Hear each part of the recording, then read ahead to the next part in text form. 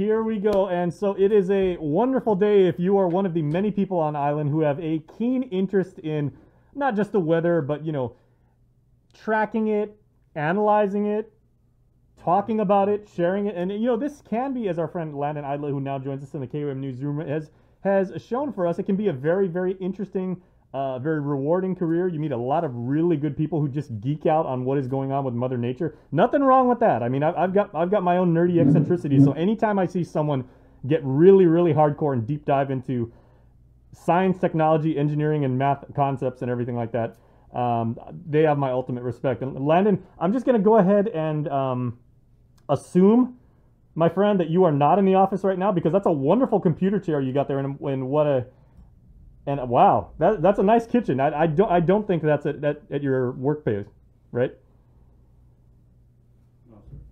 Room at the office. I'm kidding. This is my house. I was actually on the way to work and I got a call a little while ago, so I was like, okay, I got to stay home and take care of this. And then I got Chris's message a little while ago. So I've been in teleconferences since 3 o'clock this morning, and then I'll be heading to the office for a full day of work. And then I get the vaccine. So this afternoon, I'll be getting my first COVID vaccine. So I'm excited about that. So like you were saying, that's my sprint, my cardio. And the Weather Service, it's an interesting note. The Weather Service is doing a month of fitness challenge from March 15th to April 15th. And so I'll be representing Team Guam and a few others in my office for the fitness challenge. And as long as we overdo Hawaii, that's all I care about, because I want to compete and outdo the Hawaii Weather Office always. So yeah, happy World Meteorological Day. This is our special day with the World Meteorological Organization. It's like Christmas in March for you guys that do what you do. It's Christmas in March. I mean, I have a meteorological tree. I got great gifts. I got sunglasses for those hot sunny days, a hat, and you can never go wrong with an extension cord. So when you need extra cords or a generator, you just wheel this in from outside. There you go. And keep that generator outside. Yeah, and I see also, so you got the tank top going. You've got your AirPods in. You pop the collar. I mean, you are in party mode, man. Party mode. So it's going to be a fun day at the office. We have a number of festivities, including the proclamation signing with the governor's office at 10:30 this morning, just to really proclaim the day as World Meteorological Day. But I'm also using this as a occasion to bring weather and forecasting to the spotlight in our off season, to let people know that, hey, the weather is still out there. We can have natural disasters at any time. And this is overall a great outreach event. If it's not for COVID, I'd really like to be opening our office for visits and tours and stuff, kind of like an open house. But because of the ongoing pandemic, we have to cancel those plans. Hopefully next year for the occasion. I really want to do something bigger and better for the community, and just really bring people into our office and say, hey, this is who we are, this is what we do, and how we do it. I really want the Weather Service to be an ever-increasing part of the community, not just for weather junkies like myself, but also for inspiration to the younger people in the community that might have interest in science and technology and math. And I got to tell you, because, obviously under your leadership, since you took over for, Chip Guard, who is a legend in, in the Guam community, he's such a nice guy anyway. And then, he did so many things for our community as far as making us aware of weather, knowing how to respond to it, and really bringing us together to take care for each other. I mean, he really embodies the spirit of Inafa Maulik and doing what we can to make sure we're all okay, right? But and then when you took over, you want to emphasize a lot of community engagement. You really, like you told us yesterday on your segment, you've done a lot with the website redesign and with social media, being very active in there. So you're correct me if I'm wrong, but you're really doing a effective job of bringing like the art of weather watching from being, this kind of like esoteric practice where, you would have either had to serve in the military for a very, very long time and have very high level training, or go to school for an obnoxiously long time and have advanced degrees in this kind of thing. And now, because of the free flow of information, anybody can get into this and can be very, very competent in, what goes on with the weather. And, they can hold a good conversation. They can really get into it. And like I said, it is a really fun hobby, if not an entire career to have. Yeah, that's correct. And I'll definitely never be the guy that Chip Guard was. He was quite an incredible mentor for myself, and he was my inspiration. And it was basically my dream job to take over for him as a warning coordination meteorologist at our office. Living the dream. Mainly because of what he did, his work, his style of work, how he carried himself, and the nature of what he did on a daily basis. He put in some incredible hours every week. Probably instead of like the normal 40 hours a week, he was probably working 60 or 70 hours most weeks.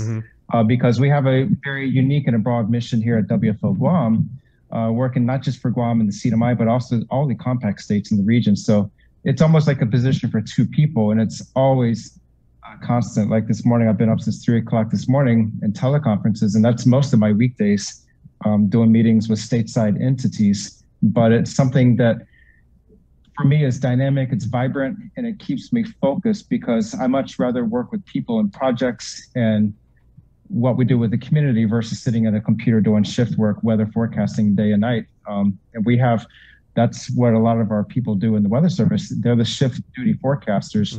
And coming from that for 10 years as a forecaster, I really admire what they do. And my job is to relay what they do to the community through communications and other platforms. But I also want to spend my time as a manager in the office to help enable them to do more and better things and to ease their job, because I was a shift forecaster. And so what they do inspires me, and what I do comes off of their hard work.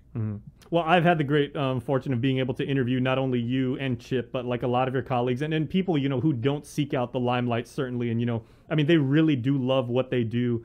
It's a calling. It's not a job. They do this because they really have a natural proclivity to do this kind of work and to share this kind of thing. I mean, again, it's one thing to just sit there and geek out for your own amusement, but you do something in service of our community and to take care of people and everything. So as we celebrate World Meteorological Day, I mean, it's not only a chance for, like you said, to exhibit the products and services and opportunities that you find folks have and everything, but it's also a chance for us, the community, to say thank you to you and your team for the tireless work that you guys do.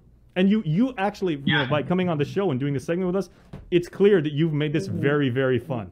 Well, I think the field of science and meteorology can be dry and boring. And I'll be honest, years ago, I never had any desire to work for the Weather Service because I figured it was dry and boring. But it's really what you make it. And I really like to take what we do as far as the scientists, the nerds, the geeks, and bring it down to everybody else. My brain's not as wired as some of my colleagues with the science and technology. My brother, when it comes to my twin, he's a science and technology when I'm the more communicator.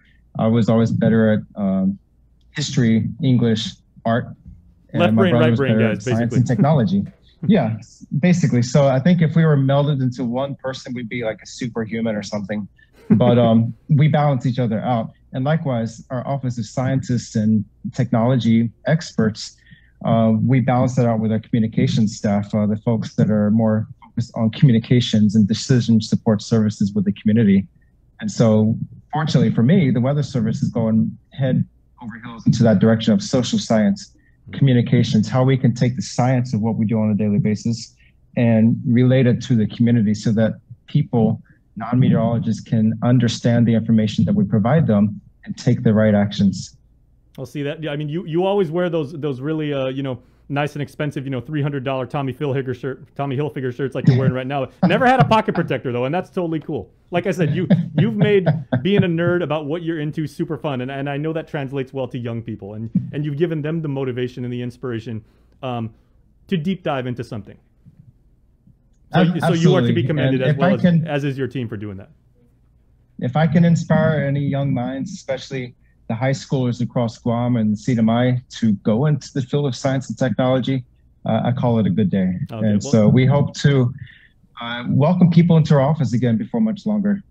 Well, you know what, folks? Landon actually sent us privately. He sent us in WhatsApp a bunch of trivia questions that we are going to put on our Instagram feed later on this morning. So you can take a fun trivia contest to see how much you know about the weather.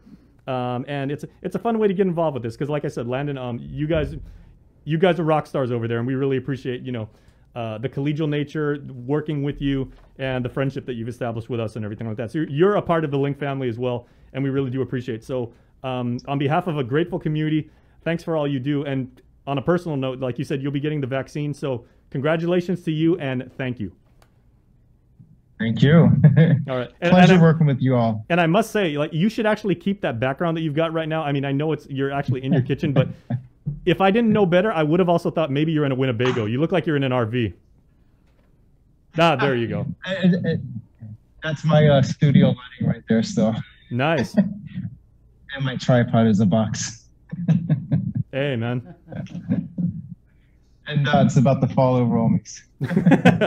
Hey, well, have a great World Meteorological Day, man. We appreciate you coming on, and congratulations to you and your team. Thank you. We always appreciate it. Okay. All right, and we are coming back on the link. With Monday's Work Week Weather Forecast, brought to you by... Through the month of April, KUM News and the KUAM Care Force features Sustainability Matters, building awareness for environmental issues, highlighting activists, and showcasing businesses and individuals making a difference in our community. Watch a special series on Mondays on KUM News